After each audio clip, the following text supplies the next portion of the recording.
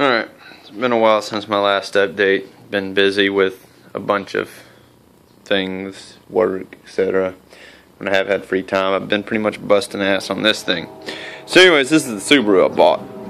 It was front end wreck into a trailer hitch of a truck. Driver was texting, of course. Since then, I have replaced the passenger airbag, the driver airbag's in that box over there by that radiator shroud.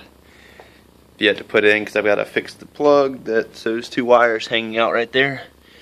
I've replaced both seat belt pretensioners, replaced the module.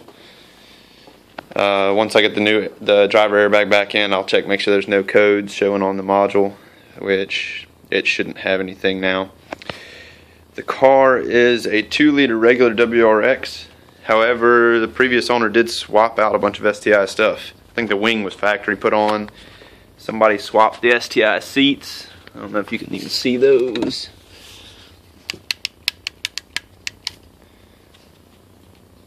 STI seats. Even an old, I guess, JDM STI 5-speed shift knob.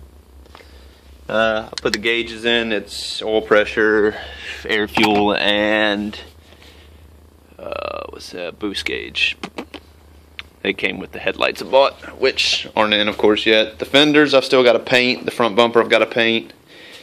Did the repair work on the one fender that was damaged. The original bumper was destroyed. I replaced the bumper. Had to buy a used bumper cover.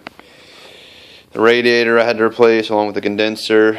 Broke the timing belt tensioner and broke the bracket that mounts to. I had to replace both of those. The previous owner had, I think it was like the first owner actually, had STI turbo intercooler and Cobb spec Deechworks, I believe is how you pronounce it. Deechworks injectors installed, and had Cobb do a dyno tune for them. So it currently has a dyno tune of right at 400. Oh no, not 400. Right at 300 horsepower, 300 foot-pounds, and making my access port down there useless pretty much, since they have their Cobb spec tune on there. I did order some STI pink injectors in case the injectors are an issue, but I'm currently having some idle problems that I'm hoping somebody can give me some input on. The breakdown on what happened after the wreck, when it broke the tensioner, it did allow the belt to become loose, and the crank stripped over some of the teeth and turned a little bit on the impact. It bent 2 valves on the head. I had both heads reworked, had the good used valves, used springs, everything put back in. They did do a grind job on the valves and set the lash on the cams. It's stage 1 Crowler cam, VF39 turbo, of course, and all the other STI goodies, minus the injectors, which are those Cobb specs. The internals, from what the owner told me, and he gave me, the motor was supposedly rebuilt about a month before wrecked. The motor's supposed to have a stroker crank and forged pistons. I'm kind of doubting that. I'm thinking they're stock internals, but that's just going off of what he said. The cams, I don't know what I didn't actually spec out the cams. They are supposedly slightly milder than stock anyways. I do know they had color coding on them. I don't know if the stock ones do or not, of like green and tan, something along those lines. I have no clue where my notebook went to pull that. Anyways, the troubleshooting I've done so far is done a compression check. Showed, I think, 145, 150, 150, and 155 on the cylinders in order going from 1 to 4. I have replaced spark plugs. The previous spark plugs seemed like they were getting fuel and spark. None of them were saturated. All of them smelled of fuel. They had some blackened marks where it's run rich. If my air fuel ratio gauge is showing right, I'm running about a 10-to-1 ratio, super rich. The car will not build boost. It runs terribly rough, and it has a hesitation if you try to accelerate too quickly, or if you try to punch the throttle real quick, give it a quick rev, it wants to fall down on its face pretty much. The car was sitting for roughly 6 months, so I don't know if gas is an issue. I plan to drain the fuel tank probably tomorrow. Put some fresh premium in it, see if that's possibly part of the issue. I also, like I said, I have some STI pinks on the way. We'll test those and might swap those and push the Cobb spec tune, so I'll know the tune is fresh and no issues with the tune. I really would rather not wipe over the actual dyno tune, because I'm sure it's a lot better than what this off-the-shelf map is. I might end up buying a new ECU just to push to it instead, so I can keep this tune. Let's see, what else have I checked? Also, tomorrow I'll be pulling these timing covers just to verify nothing skipped a tooth. I did put all new timing kit on there. Everything was lined up perfectly. I highly doubt it jumped a tooth, but the way it's running, who knows. The driver's side seems to be running more rough than passenger side heads. It does sound like there's some valve noise, which kind of irritates me since the head work was just done. Car is going to be pretty much a flip anyways. If I can get this thing driving and running decent, I'll sell it and not worry about it. Just whoever buys, they'll hear it obviously and know it's making noise. May end up being an issue, may not. But right now it's pretty much not drivable, so I'd really try to avoid swapping this motor completely, since I believe it to be good. None of the pistons look damaged. All the cylinder walls looked good whenever I had it apart. I did not disassemble the short block though.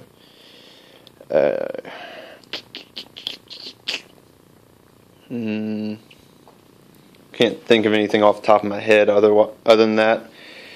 I'll fire it up, let you hear what it's doing pretty much though. Like I said, any help whatsoever will be greatly appreciated.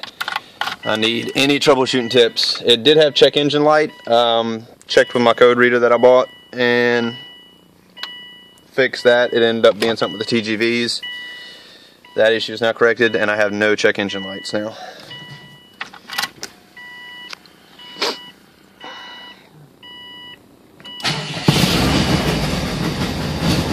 I did crank it up a little bit earlier, just for a short time. It didn't have time to warm up, but that's why it's not idling quite as high as it normally would. It would normally idle about 1500 roughly. It's idling a little bit below that. I've got oil pressure, it's sitting at 70 psi and 10 to 1 on the air fuel. I don't think you can see that, but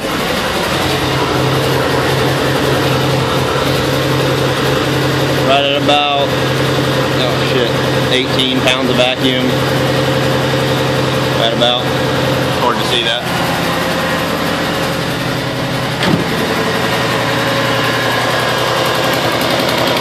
Sure you can hear the ticking coming from this side.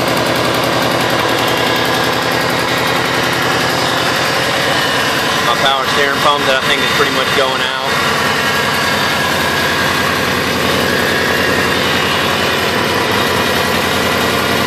Got the air filter off right now just to see if that was possibly an issue. I just pulled it off.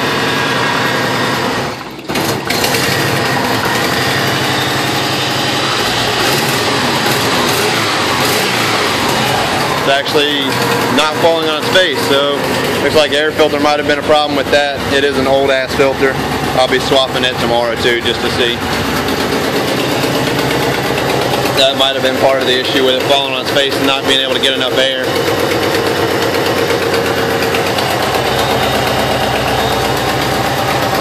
What does concern me though is this noise over here. I'm not sure what that is. It almost sounds like a rod knock to me, or like a sticking valve. Very slight rod knock if it is. Possibly a sticking valve. I would hope not, since like I said, the heads were just rebuilt. Sounds like a bad exhaust leak, but the exhaust should be good on this. Got new gaskets. The exhaust manifold itself, or the header, is a crappy eBay one, and I had to weld it up to fix it because the stainless mesh actually fell apart. Now I'm burning off a bunch of power steering fluid that leaked. But I had to actually weld up, I don't know if you can see it down there, that terrible weld job that I did.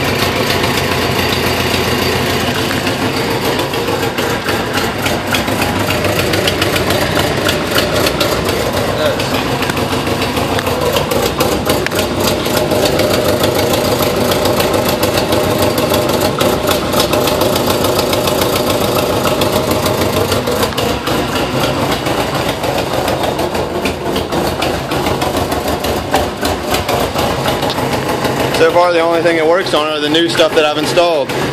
Radiator seems to be doing good. I haven't filled the AC yet, so I don't know if that's going to work. And of course, the new horns work. And the gauges I put in.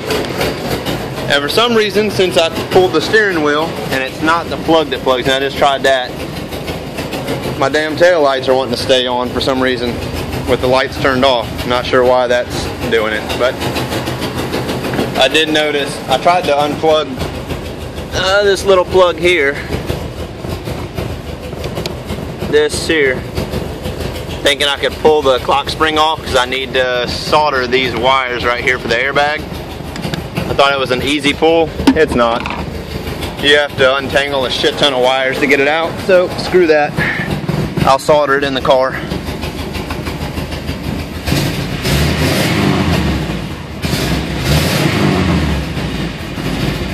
Well, it's not falling on its face, but it is wanting to die afterwards.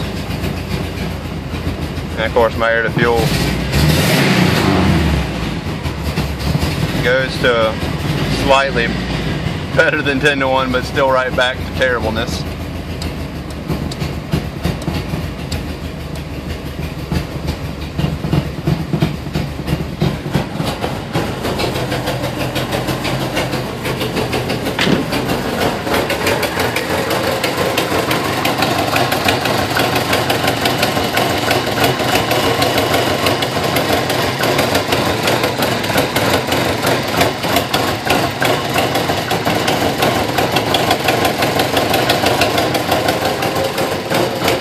Sure sounds like I'm cammed up.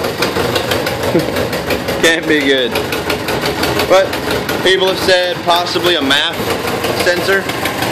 I have a new one that's showing up, I think Friday maybe Saturday. I'll replace it just to see if it improves it. Somebody said knock sensor. I don't think a knock sensor would do quite this much, but I'll be checking the resistance on it in just a few. People have said the fuel filters, I might change those. I've got a fuel pressure gauge on the way so I can make sure I'm getting good pressure. If it still runs like crap after I've replaced the MAF and the other things I just mentioned, and I'm getting fuel pressure at the gauge, I'll probably pull these injectors and clean them, make sure they're feeding good. I watched a video earlier that showed you how to jump off 12 volts and pressurize a syringe to feed carpet cleaner through them. So I might try that. Looks like my vacuum is around 10 pounds now.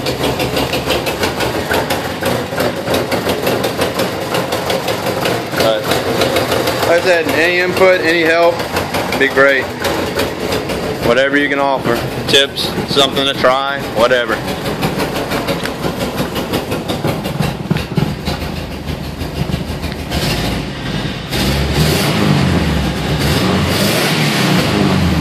Yeah, get that nice little backfire. And it wants to go super lean after you let off the gas, of course. Oh, now it's not really. Because it's actually getting... Yeah, there it goes. But that's it for now.